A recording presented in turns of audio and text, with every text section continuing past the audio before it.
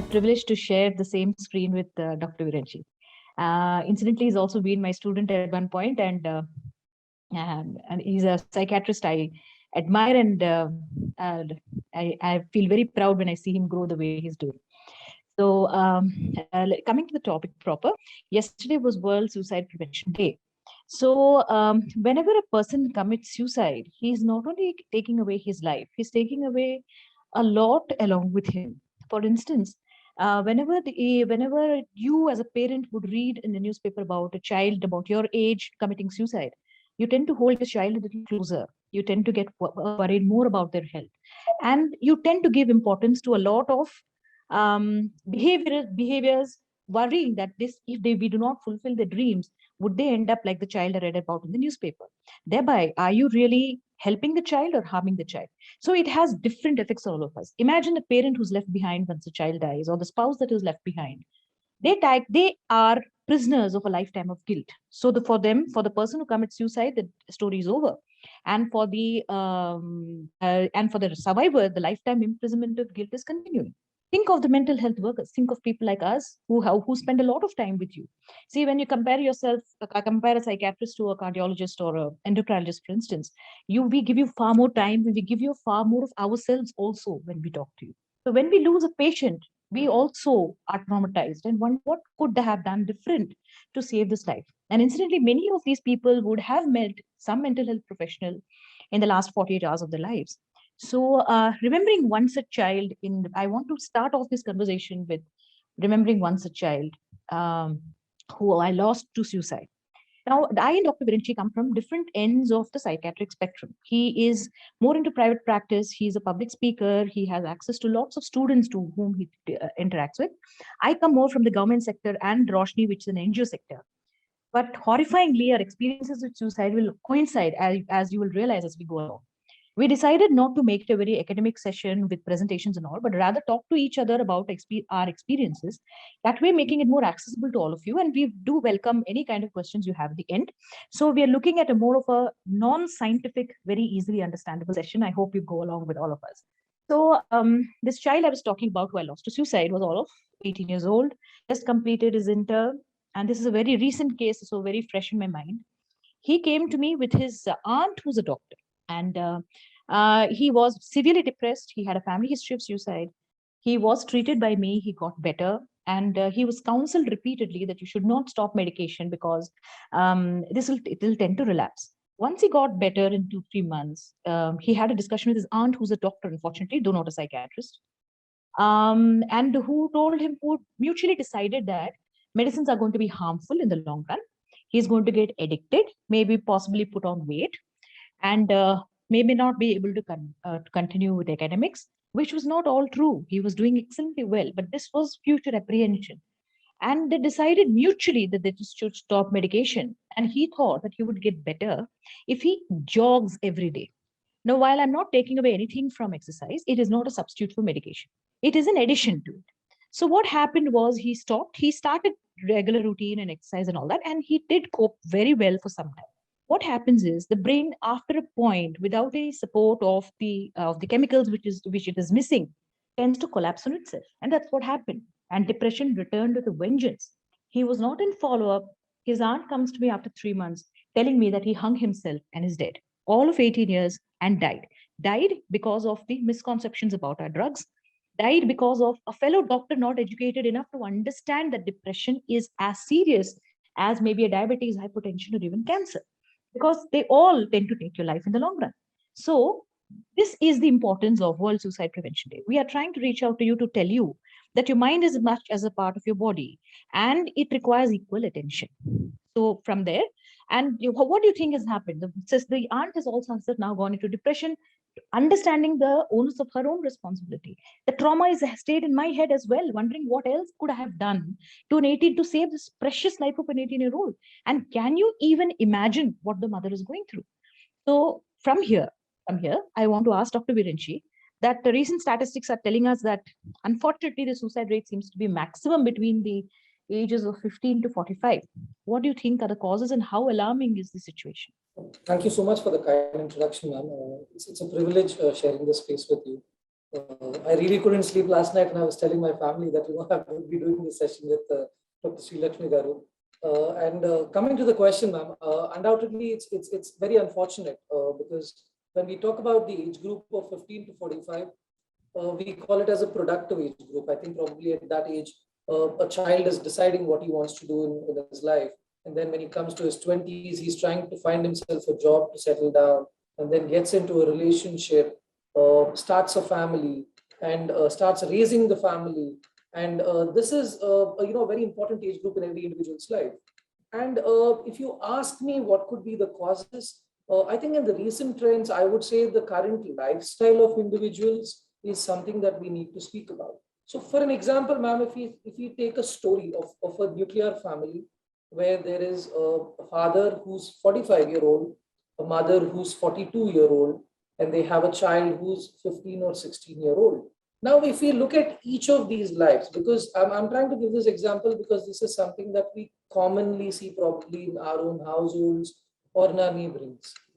Now, this 45-year-old man is working from Monday to Saturday. He starts his day very early.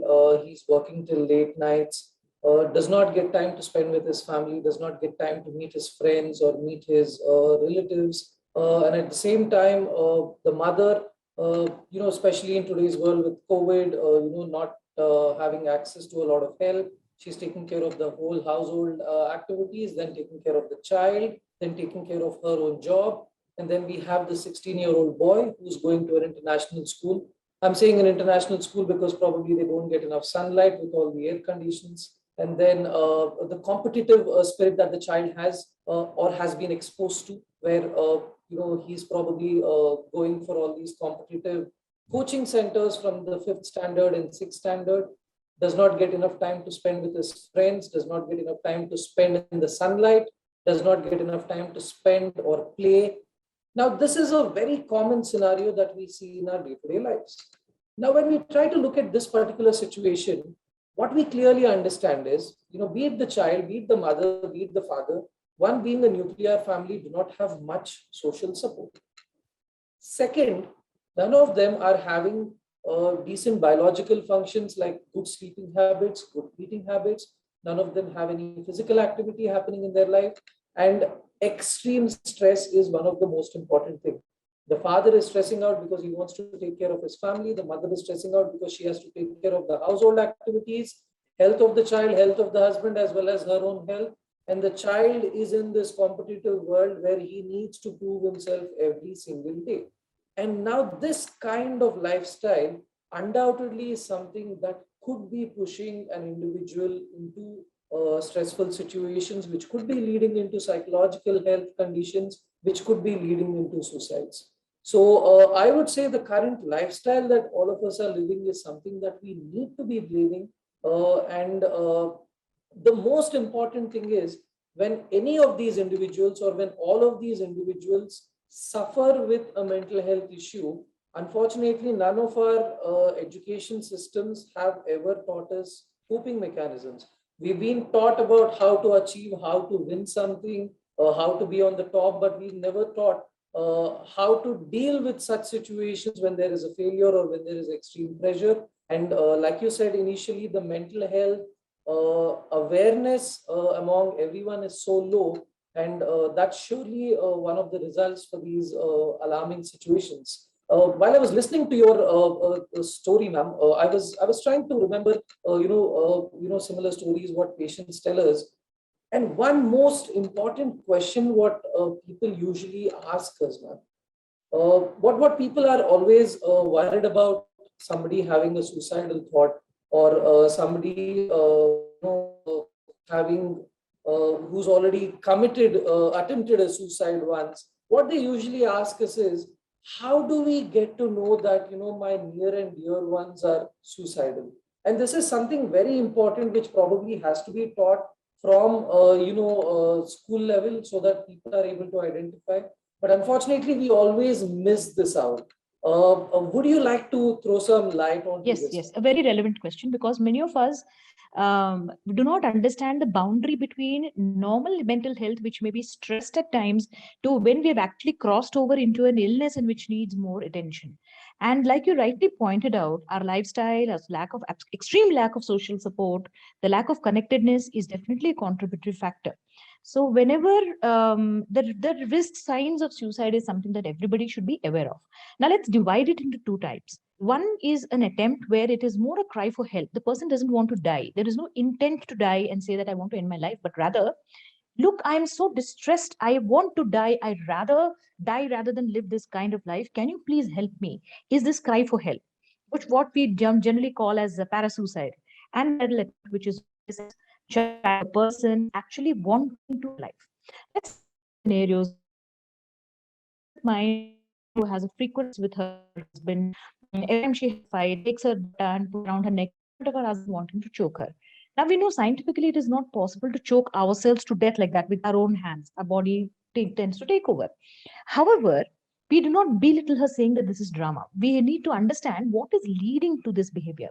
But this may not be suicide, a high risk suicide per se, because she is doing it in a place where there is help, where she knows that her mention that, look, I'm not well and I'm not able to deal with this, please help me. So instead of sort of धुतकारने से बेहतर है कि you accept what it is and try and find solutions, as compared to a person who wants to really die and therefore plans it out nicely so that nobody is at home.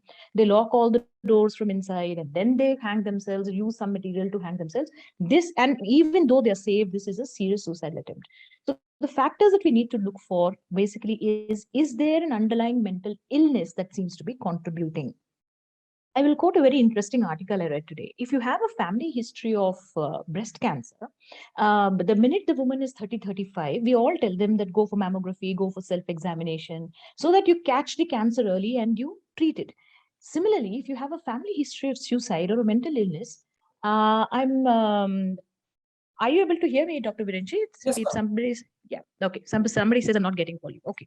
So when there's a family history of suicide or there's a family history of mental illness, people should be equally aware of their own symptoms and go and seek out and understand where this is leading to.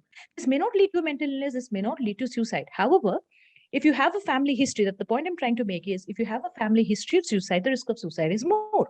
If you have made a well-planned attempt and a well-organized attempt, your risk of suicide is more. If you have used very lethal attempts, your risk of suicide is more. And if you have had a very recent terrible loss, death of a spouse, a loss of job, a divorce, the risk of suicide is more if you're having your thoughts. So while all of us once in a while think, oh, bahut ho gaya zindagi, I don't want this life anymore. These are passive death wishes, which all of us go through when we are stressed or frustrated.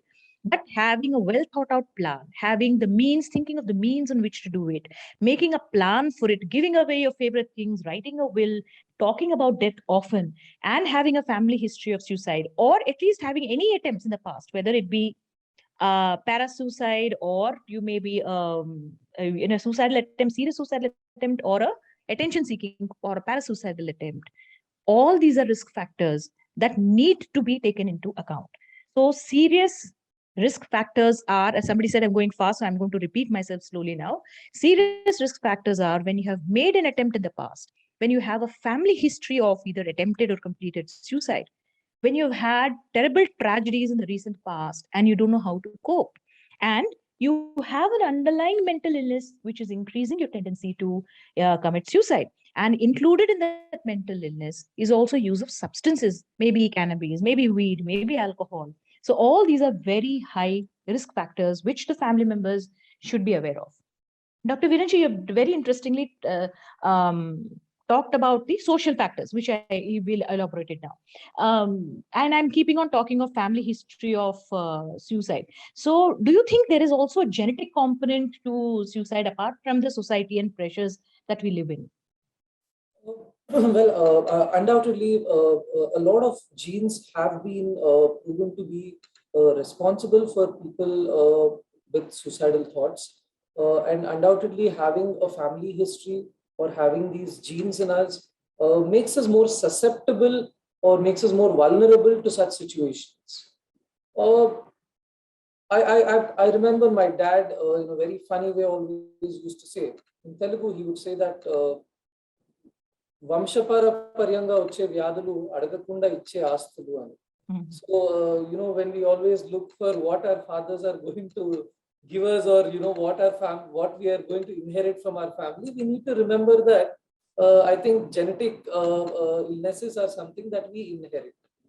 But again, having a gene does not mean that you are inevitably going to get an illness. Correct. Now, even our psychiatric textbooks very clearly say that every illness is polygenic and multifactorial.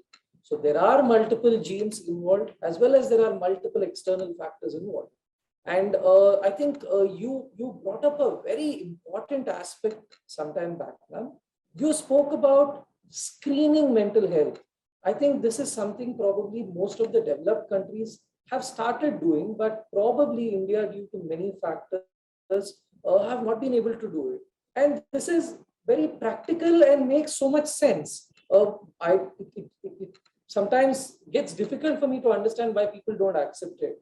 But like you said, if I have a family history of cancer, when I come to an age, I know that I need to be screening it, because acceptance and awareness are the most important things for me to take forward anything. But somewhere when it comes to mental health, that's something that has been lacking. But again, ma'am, I would like to bring in something here. Now let's try to take an example. A 25-year-old adult complains of chest pain. And now this person is having severe chest pain. He starts sweating. The family rushes him to the emergency department. They do all the tests possible. And then the physician comes and says, I don't see any problem with the heart. It could be one, stress, or it could be some gastric related issues. So he will write a prescription and send him back. All of them say, thank God. And then they pray to their favorite gods and they thank their stars and they go back home. Now, a similar situation with mental health, a 25-year-old adult or an 18-year-old student complains of suicidal thoughts, and then they bring him to the hospital or bring her to the hospital.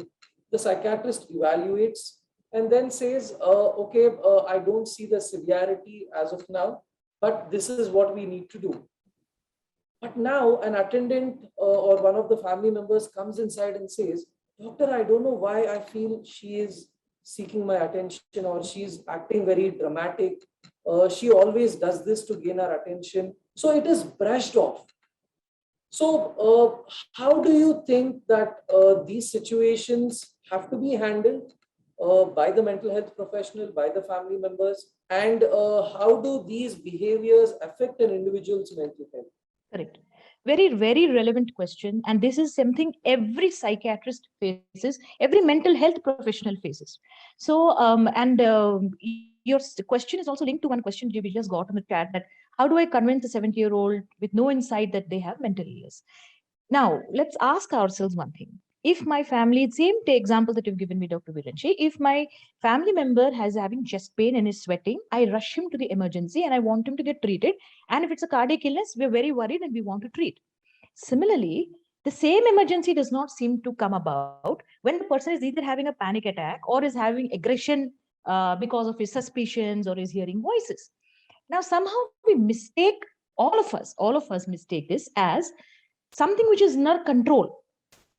This is where the understanding of what we call the so-called physical illness and the mental illness differs. In physical illness, we understand that our heart is not working properly or our liver is not functioning properly and it needs support from outside. When it comes to mental illness, invariably the family member says, you are thinking too much, you are overthinking, control your mind, divert your mind, you will get better. Now, if I could control my mind and stop hearing voices, how wonderful it would be for me, right? If I could control my voices, if I could control my thoughts and suspect my husband less, how wonderful it would be for me and for him, right? So nobody likes to suffer voluntarily. Nobody wants to get a mental illness. Nobody wants to overthink. Nobody wants to, be involved in negative thoughts, thinking of the past. Nobody enjoys that. So which means that there is something which is going on, which is beyond your control.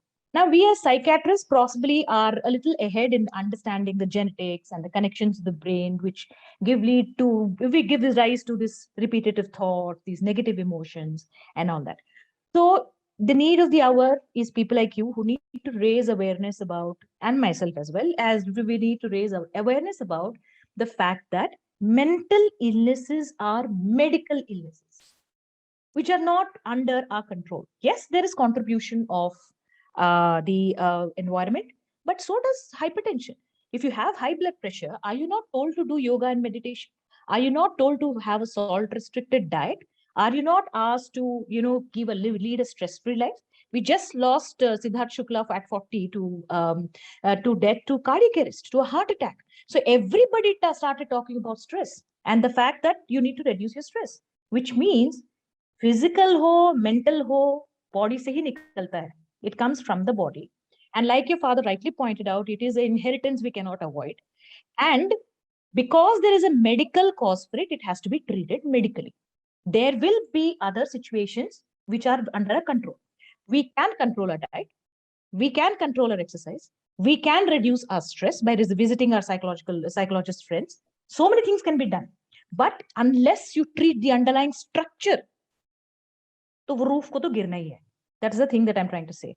That unless the foundation is strong, which has to be done medically, and then you build on that. But if the foundation is shaky, the house is going to collapse. Your brain is going to collapse with the next stress, and you wonder, I have to done so. I do yoga 1 hour every day. I do a very good, lead a very healthy lifestyle. Why am I not then well? It is because a part of your brain is not as well as it should be. Just as your heart is not as well as it should be when you have a heart disease. So please understand, psychiatric conditions, mental disorders are medical conditions. And when you get that into your head, every psychiatric illness is going to be an emergency for which you will need treatment. I think very well put, ma'am. Another important thing that you opened up in this question is that mental health illnesses are also medical illnesses. And a lot of times, probably, somebody comes to a hospital and gets an ECG done and the ECG can be normal. Similarly, somebody who's brought into a psychiatric setup sometimes maybe is not diagnosed with depression, but still there is some cause for the suicidality and we should not be brushing away. I think this brushing away concept starts way too early, ma'am. I still remember, when I look back into my school days, I used to remember that, there used to be a boy who would constantly complain about stomach pain right before examinations and right before a specific subject, who had which had a strict teacher. So, just before her class or every time she wanted to take a test, he would complain of stomach pain and everybody would make fun of him. And it was only 2 decades later when he came down to me discussing about his anxiety. And when he tried to tell me that I had this back from the time I was a child, I could correlate it to his stomach pain. Now, every time he said stomach pain, probably even his parents took him to a doctor and the physician tried to do some investigations and ruled out a physical cause for stomach pain. But I don't think anybody diagnosed that psychological cause for his stomach pain, for which he carried for almost 2 decades before he came down to us to take treatment. Yes. So somewhere, I think we've been missing out a lot of these things. Now, another important aspect, which a lot of my non-medical friends keep asking me is, now suppose if I get to know somebody is suicidal, if my near and dear ones come and tell me, okay, yes, with all the awareness happening, I want to tell you something very important. And they say that I get these suicidal thoughts. What is the first thing a non-medical person or a non-mental health professional be doing? Because what I see here is, ma'am, there are 2 extremes of behaviors. One, a friend who says, अरे यार मेरे को भी होता है, कुछ नहीं होता है, चलो दारू पिएंगे, कुछ नहीं होता, आप सोच रहे बस. So that is one extreme that I see.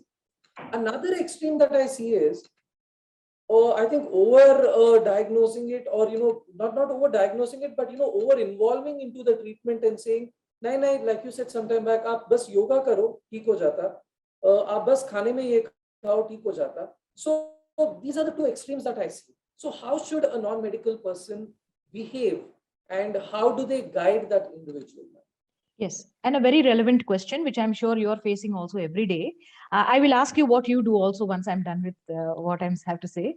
But I think for any person, who's listening to another person talking about his mental health issues, the best thing is please listen non-judgmentally. Listen non-judgmentally means that you do not judge and say, "Arey, aise kaise?" Or you say, "Arey, sabko hota hai," or you think and you divert your mind, or you got it on yourself. "Tumne aise kyun kiya?" Don't do all that. They're coming to you because they don't have any other choice. They don't have a choice of they're talking to somebody else, or at least other people understanding what they're saying. So be a good friend, be a good listener. A best friend is one who listens, does not talk, just simply listens. That itself is half the work done. Now in Roshni, with the helpline that we run, which has been running for the last 20 years in Hyderabad, that's what they do. They are a part of the Befrienders, Samaritans International, and what they do is to listen to your problem. No advice, nothing. They will listen first. So you have somebody, you feel that, chalo, there is somebody who's able to understand what I'm saying. And then, you know, as friends we generally will, offer help, or we will offer advice and all that.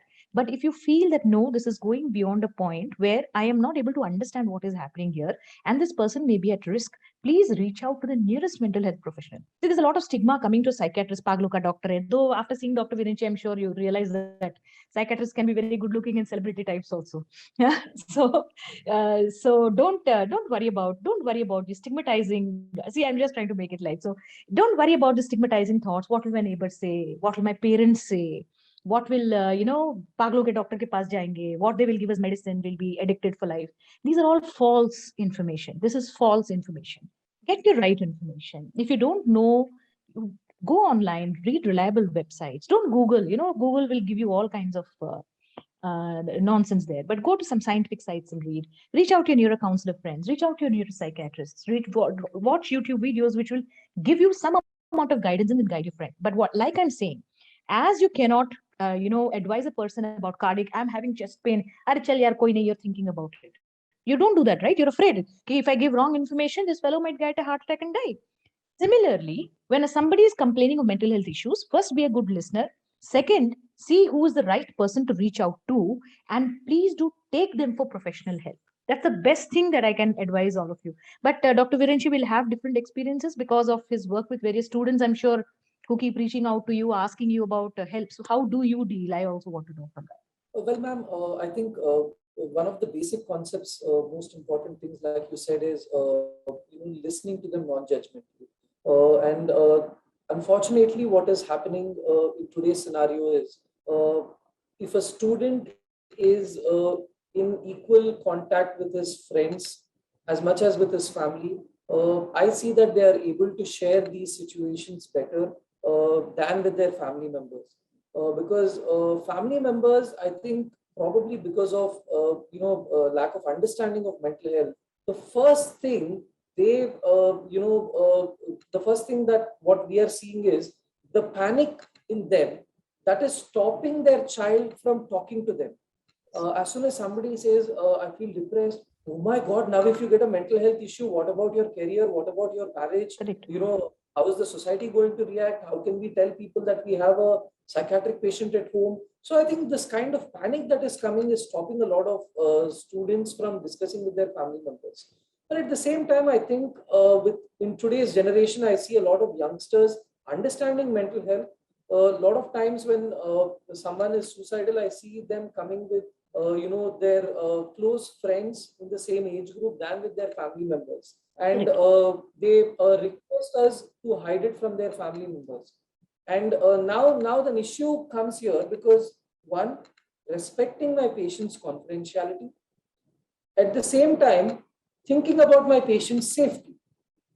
Now, because this friend is not going to stay with that patient 24/7, the friend after the consultation is going to go back to their house, and this person is going to go back to their house. So I think that is where we as mental health professionals come into the picture, ma'am. I think convincing somebody that this mental health issue has treatments available, though we do not talk about cure, we talk about the quality of life that can come back by treating these situations, and the role of involving family members or bringing in family support that can help treat the situation better. So that's what we try to do. We don't succeed always because the patient starts feeling that we are breaching their confidentiality, or We are trying to create more trouble to them by involving family members. So when I get to meet family members, I try to tell them that, it's taken a great effort for me to let y'all come here, because your child did not want y'all to be informed because of some stigmas. So I try to tell them how they need to be behaving. Now what happens is, now once a family member tries to understands that their child is suicidal, they become overprotective and they try to breach into their privacy every single second, not letting them, even talk to somebody on the phone, not letting them, stay in a particular room. So we try to tell them that, one, there is a thin line between, giving them that little privacy as well as keeping them in a safety zone. And at the same time, I think talking to one another more frequently is also important. Now, once the diagnosis is done, once the treatment starts, a lot of times family members come out of it. They feel that now it is the headache of the psychiatrist or the clinical psychologist or the counselors who are dealing with it. But surely they spend a lot more time with the child than what we spend. So they being involved is also one of the most important aspects. So most importantly, ma'am, like you said, I think the take home for a lot of people watching this is non-judgmental approach. Do not give your own examples. Do not try to magnify or minimize the whole issue. Everybody's issue is unique. So we need to respect their issue. And as soon as we feel that, they are in a comfort zone to understand what we are saying, bringing them to a mental health professional and, guiding them in the right way is the most important.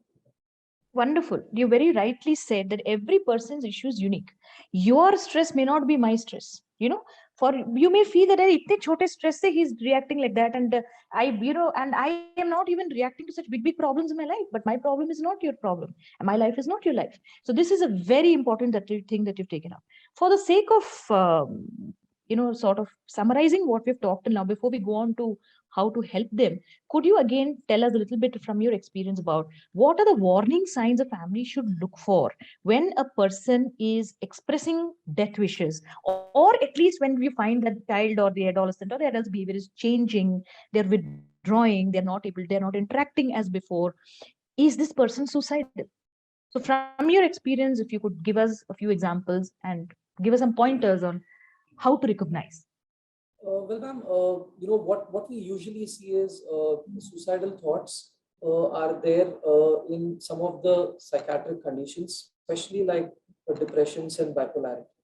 Now, an individual having a depressive episode, like we all know, is one trying to be aloof from his social interactions, and at the same time, his interests have come down. So, somebody who would participate in activities, somebody who would enjoy doing a lot of things, is now withdrawn from it.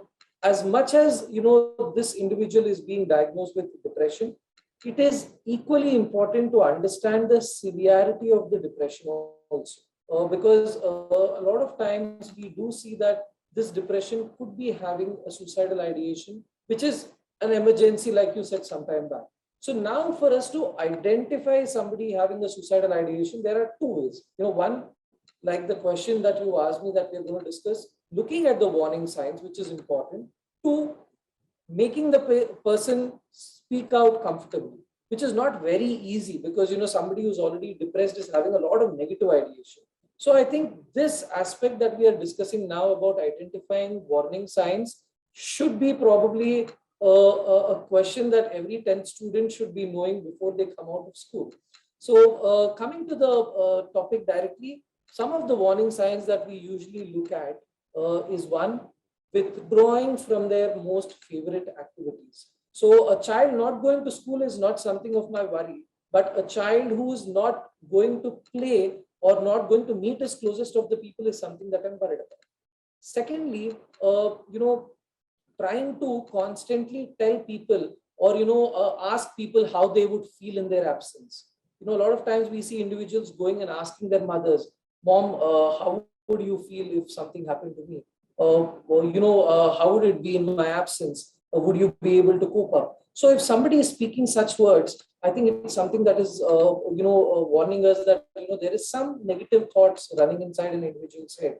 Especially in elderly people, we try to see them, trying to divide their properties. or trying to, call their loved ones and tell them that, these are the responsibilities that they need to take up in my absence. So such wishes or such words coming from an individual's mind is something that we need to be worried about. A lot of times we see people, trying to pull up all the medicines and, probably they're planning something. So these are also some behaviors that we need to look at. In elderly people, especially in Indian context, what we regularly see is not an active suicidal behavior, but a passive suicidal behavior, where they are trying to, avoid food, avoid their medication. These are also something that is important. A lot of times, when we talk about the National Crime Report Bureau statistics, I think these are the numbers that are missing, because nobody thinks that, these also could be suicidal behaviors. So somewhere, somebody trying to withdraw from his health, withdraw from his social activities, withdraw from his near and dear ones, is someone who could be having these negative ideations of going away from individuals. And another passive suicidal behavior, which is very common in an Indian context, is substance use. A lot of times we do not realize that somebody who's having severe substance use, to an extent where they are not worrying about their own health issues, could also be having some negative ideation about their own life. So I think identifying that is also something that is very important. So at these points, surely these are something that all of us should be understanding, as well as be looking into, someone who would be suspecting to have a mental health issue or could be having the suicidal ideation. Correct. You're very right. Virenchi, shall we take some questions now? Sure, ma'am. I think most of them have been on how to get a patient. I think we already covered that. And positive psychology, and what to do about mental first aid should be taught in schools. Families, unhealthy dynamics that lead to unhealthy mental emotions. I think all of this could be just covered with our focus on how to help family to, to raise a child who's more aware of his mental health needs. Are you there, Dr. Viren? Should have we missed him? He's connecting to audio. Yeah. Shall we start, Virenchi? Ma'am, I think he may be having some technical problems. Yeah, I think he's back. He's back. Let me start off by focusing a little on positive psychology. Now, when we talk of positive psychology, what are we talking about? Now, when you raise a child, let's start from childhood itself. When you raise a child, you're wanting to raise a healthy child. So you want somebody who is having an adequate BMI and has a healthy diet, sleeps well, has, doesn't fall ill very often. These are the things that parents generally focus on. And this leads to a healthy child or a healthy adult. Does it mean that he is not going to get any physical illnesses later? No, it doesn't mean that. It only means that he will be able to cope with whatever illness that comes later in life in a better way than a person who's unhealthy from the very beginning, right? Similarly, when you raise a child with positive psychology, when you want to emphasize on the positive mental health of a child as a child is growing up, you focus on how to raise the child to deal with problems, to how to cope with life's failures, how to identify his own emotions and emotions in others. As a part of curriculum, maybe in school and maybe at home also, where you're more sensitive to the child's needs. Suppose a child comes and tells you, I'm feeling anxious. Hey, we've had so many problems. We are not at your age. What is the anxiety you have? It's a very sad thing to say to a child. You're not validating his feelings. So you'll raise a sensitive child who understands himself and others. You're raising a child who is mentally healthy. Does it mean this child is not going to get mental illness? No, it does not mean that. It means that the child, if he is genetically prone, like Dr. Virenchi has given you a list, genetically prone, having social situations and other issues around him, and he gets a mental illness, he's more aware that he has a mental illness. He reaches out earlier and gets himself treated earlier. Imagine treating a burnt out condition after 20 years as compared to treating a condition she's just 3 months old. So your brain responds faster, responds to a lesser dose of medication, and the prognosis or how you improve gets better. The positive psychology per se is only, no, I will not say only, let me not belittle it. Positive psychology raises a healthy child who's able to cope with his illnesses later in life, whatever life throws at him. Does not mean that he's a child who's never going to get a mental illness. That is too much to ask for. And like I emphasize, mental illnesses are medical illnesses. You can prevent, you can postpone, or at best, you can cope when they come to you. So, how do you, Dr. Viranchi, in your opinion, raise a child, a healthy child, with a positive mental health mindset throughout the years? If we could just focus on childhood, adolescence, adulthood, and help us viewers with some pointers. I think the most important aspect is prioritizing the mental health of a child. Like you said sometime back, we do prioritize the physical health of a child. We take care of vaccinations, we take care of their diet, we take care of their, common physical health issues like cough, cold. We go to the doctor more frequently. We are in touch with our pediatricians. We have our pediatrician members with us. Slightest of the thing we try to discuss with them. We try to read more articles. I think when it comes to physical health of a child, I know a lot of mothers who start reading about how to, take care of the child from pregnancy. It's a very good thing. I don't discourage that. But is this the same priority that we are giving to mental health? Unfortunately, no. The reason is, one, a lot of us do not have awareness about mental health issues. Like sometimes somebody was asking us, what is that one step that we need to take? I think one of the most important steps is creating awareness. Creating awareness that, yes, as much as our body is at a risk of developing a physical health issue, there is a risk of developing mental health issues too. Even in the last session, I was trying to say, I always tell these young adults who come down to me who suddenly have a diagnosis, I see them almost shattered when there is a diagnosis, because now they start thinking of multiple things. How will I lead my life? How will my friends deal with it? Will my friends accept me? Is my family going to accept me? Can I go forward with my education? So I always tell these children one simple thing. I buy a new car and I keep it in the garage. There will never be any repairs. When I start using it, yes, someday, the fuel is over. I need to go to the fuel tank. There is servicing. There is some repair with the tires, with the gearbox. That's common. Now, it is as similar with the brain. When we are using our brain in our day-to-day lives, in extreme stressful situations, there are repairs that happen. And I say, in lighter words, I try to say that, I am that mechanic. This is that garage. So come down here. We will just get a servicing done and send you back.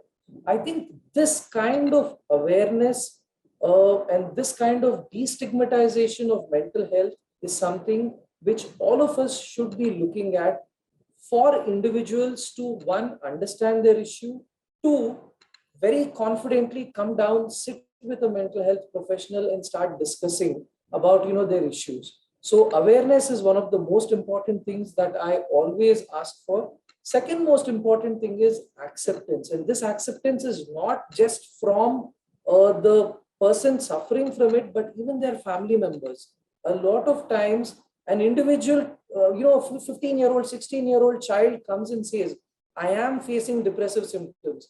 But the parents do not want to accept it. They were like, how can my child have depression? I was like, why not? Like you said, after doing everything, the child could still be catching a cold. The child could still have typhoid. The child could still have malaria. Similarly, even after the parents doing 100%, the child could be developing a depressive episode. It is not a failure of parents, or it is not a failure of the child to develop a mental health issue. It is accepted, it is expected also.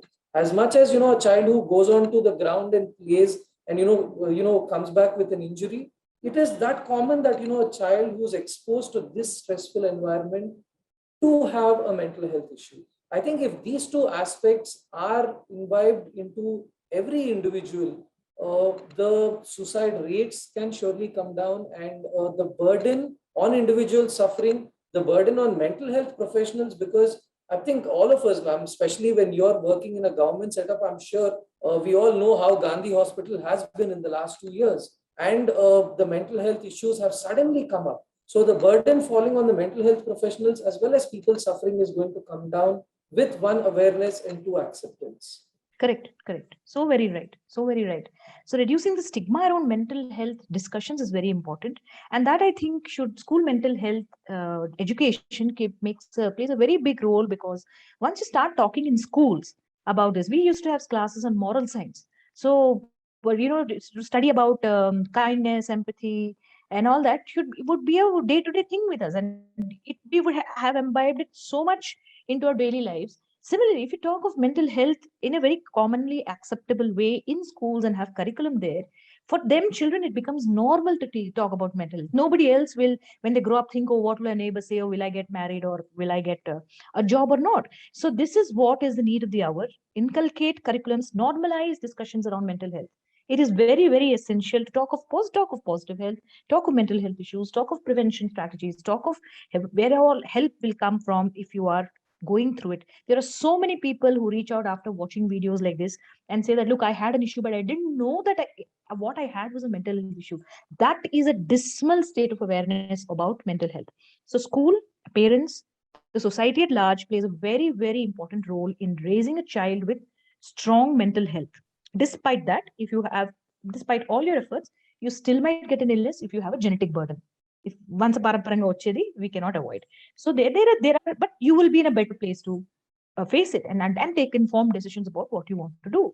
So also, somebody has asked this is, do we have to inform the spouse to be about his or her depression prior to marriage? Do we need to? Well, ma'am, I would say as important as it is to discuss about our thyroid issues or hypertension issues or diabetes issues with our spouse, I think it is the same important. If we are not talking about our thyroid issues, then maybe we do not need to talk about it. But talking about all of these are important in one aspect, I would say, because now when we are walking into a relationship, we expect that companion to be a part of our illness and be a part of the journey of recovery. And surely a lot of studies have spoken about social support working better with depression. So I think I would say, please tell your spouse about your illness. And if your spouse is not accepting you, please feel happy, because you're not walking into a kind of relationship where somebody is trying to point out you because of a mental health issue, because undoubtedly the support coming from that spouse is going to be very helpful in coming out of depression. But again, the legal aspects, I'm not very sure, ma'am. Yeah. So it is not the responsibility of the mental health professional to inform the spouse to be. There is no, and this breaches patient confidentiality. However, you should encourage your patients, like Dr. Virinchi very rightly pointed out, that encourage your patients to share, because having a supportive spouse is a wonderful thing. And there are men and women out there who will accept you wholeheartedly despite your issues, and such marriages are wonderfully successful, is what I have seen in my last almost 20 years, that they the more you are open and the more you share and the more you tell before, so that the other person doesn't feel cheated, they find it easy to accept. And please do marry somebody who's accepting you for what you are. And mental illness is something that is beyond your control. What can you do about it? Ma'am, is there something that you would like to tell, some of our audiences? Because I know a few people who wanted to join today's session, who had suicidal thoughts, who know people with suicidal ideations. What I usually hear from them is they feel that there is no treatment in regards to this. They feel that, okay, now if I've reached that state, it is something they try to say that this is stage 3, stage 4 in their own terminologies, and say there is no cure and there is no treatment from here. So what do you want to tell all of them, ma'am, that, somebody having suicidal thoughts, how do you want to, push them out from this? Very relevant question. As long as you're breathing, there is hope. Every breath counts. Till your last breath, there is hope that you will do and you can get out of a situation. All you need is the right kind of help and guidance. And we have had people who are highly suicidal, attempted suicide, survived. And then when they were studied and asked questions, all of them majorly regretted, saying that, oh, I wish I had not done that. And I wish I had taken help at the right time. So, like I said, as long as you're breathing, there is hope. There are people who are out there to help you, and we will and we can help you. You have to give us a little time. Like, if you come with the hope that I'm severely depressed now and I will go to this doctor and they will give me a medicine and I'll get better from tomorrow. It does not work that way. It should not work that way. We are not giving you drugs of abuse. I'm not giving you weed to make you high, right? I'm going to give you something which is going into your body, slowly act on your brain, and will slowly make you feel better. In the meantime, we'll ensure that you're protected by roping in your family, by roping in your friends, and also our counselors and psychologists who are in support, who will be providing you the support till you come out of it. So again, I'm reiterating that because one of our audiences have said that I don't believe in genetic disposition, possibly because of the difference in the way we approach our patients. But mental health is a teamwork. Mental health cannot work with one person alone. So it starts from the parent, goes on to the teacher, goes on to the society. And once they've actually landed an illness per se, it starts from the counselor and ends with the psychiatrist. So, and with so many people in between, all of us working in tandem with each other, approaching the illnesses from our own point of view to give the best possible care is what I believe in. So let me take the question. Sure. Many people have the fear of not getting accepted. They're scared if no one understands their issue and makes fun of them. So I have only one thing to say, Ms. Mukherjee, is this change starts with you and me. If we start accepting, everybody else will start accepting. Don't wait for the other person to accept. You start. You start by making friends with your classmate who may have mental illness, with your friend, co-worker who may have mental illness. Support them, and that is how we bring about change. And these are the talks that bring about change. So please share it with others you think might benefit, and you yourself do talks where you share your knowledge and talk. Reduce the stigma around psychiatry. That's the way acceptance is increased. Dr. Virinchi, any last words from you? I think there's no more questions after that. I think you summed up the whole session with those few words saying talk. I think that is so important.